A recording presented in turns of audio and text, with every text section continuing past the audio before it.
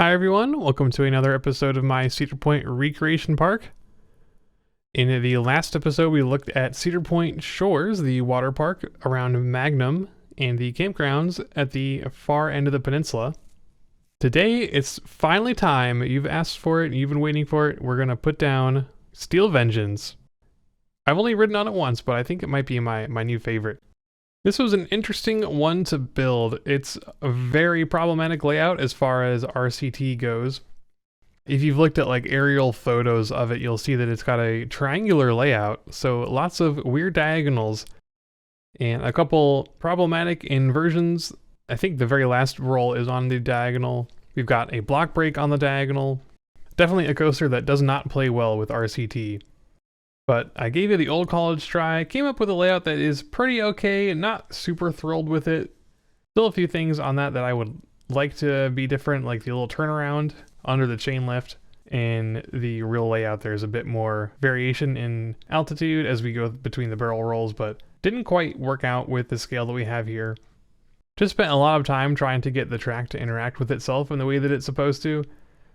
Very complicated, very complex. Came up with a layout that I'm okay with, not like super thrilled with, but it's probably going to work out okay. It fits the space all right. The scale I think is correct. And as always, we can come back and tweak it. Also, it would have been nice if we could have tilted the whole thing a little bit slightly to get it to fit in a little bit better in the gap between Maverick and that parking lot. But as far as that goes, I think what we have is going to work out pretty okay. You'll notice I do wind up going with wooden trains, just standard wooden trains on this build. I did mention in the first episode that I'm going to not be using any custom trains on this one. As of this recording, the official trains for the hybrid coaster are not yet in OpenRCT2, but they should be in very soon. I know there's a pull request out there for them right now. So hopefully before the park is completed, we'll have official trains for this ride, which will be very exciting. But that is kind of about all there is to it. We have now finished our 16th and final roller coaster in the park. We're kind of at the end of an era for this park build.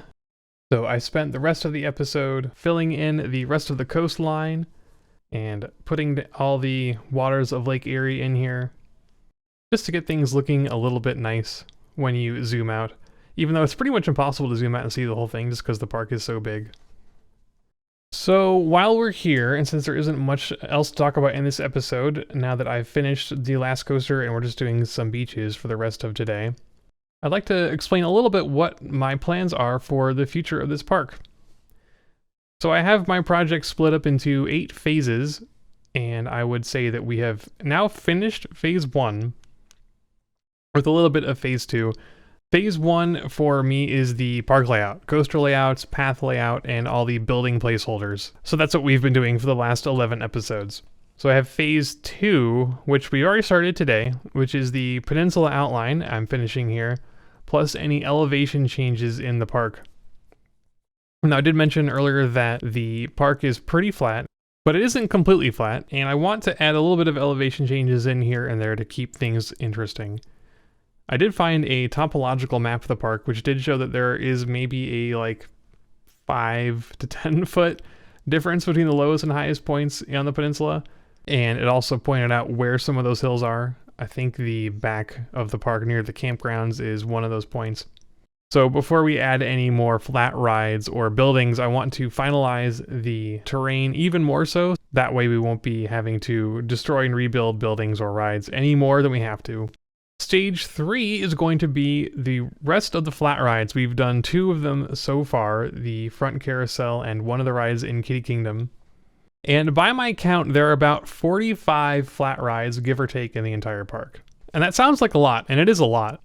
Most of them are going to be basic carousel rides like the one we did in Kitty Kingdom, that little car ride. A lot of them are going to be like that, so hopefully those won't take up too much time. But making 45 flat rides, regardless of how simple each one is still going to be a big chunk of time. So I think phase 3 is going to be pretty significant as far as effort goes. And phase 4, we're going to be doing some ride detailing for all of the coasters that we built so far. So we just have the layouts down, but we don't have any details like stations, transfer track, infrastructure, custom supports, things like that.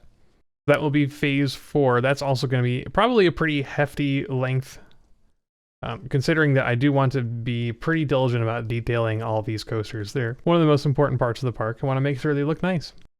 Stage 5 is probably going to be our most lengthy one as far as effort goes. That is the buildings, all the restaurants, the facilities, the back lot, staff areas. All that stuff is going to take up a lot of time. There's going to be a lot of looking at reference photos, Google Street View, everything to get some really nice looking buildings down. If you recall, we did one quite a while back in episode 4. Took a couple hours of effort just to get, I think, 2 buildings in, I believe. One building and a patio. So I do want to try to keep a high level of quality with these buildings. So I don't want to rush it. So I think that phase is going to take quite a bit of time. And then the last 3 phases are going to be pretty quick, comparatively speaking.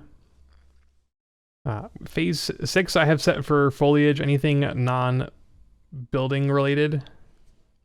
Just filling in the little gaps around the buildings that we've created. Phase 7 is going to be outside the park areas. So we've got the campground area, saving that until last because it's a little bit lower priority. Filling in the parking lot since we have neglected that this whole time. We did the front plaza way back in the beginning of the project, but never finished it, so we need to go back there, add in a parking lot, add in a bajillion cars. That will be fun.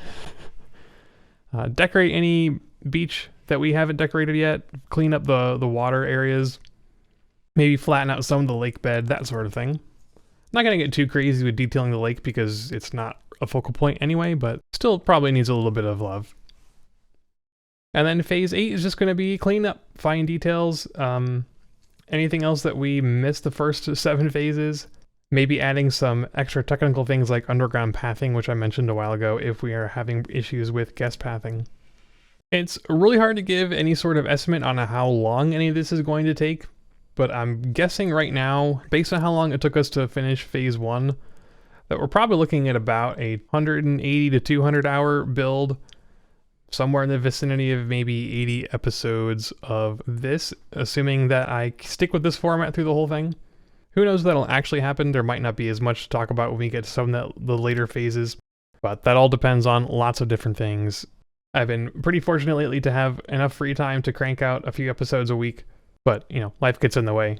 So we'll see what happens. As I've been saying, I'm pretty happy with the progress we've made so far, and I'm really happy to get phase 1 done and out of the way. In some ways, it's a little bit sad because it's probably the most exciting phase since we get to build all of those roller coasters and now they're all done. And the only rides that we have left to do are going to be those packed flat rides. So hopefully we'll be able to keep things interesting as we go forward. That's about all I have to talk about for today. Thanks for listening to my ramble about my project planning. We will cap off this episode with a ride-on of Steel Vengeance, and then you'll get a nice shot of the park overview. It might be hard to make out some of the details since it's so big, but figured it'd be nice to see the project as it stands today. As always, if you got any questions, comments, suggestions, let me know. Thanks for watching.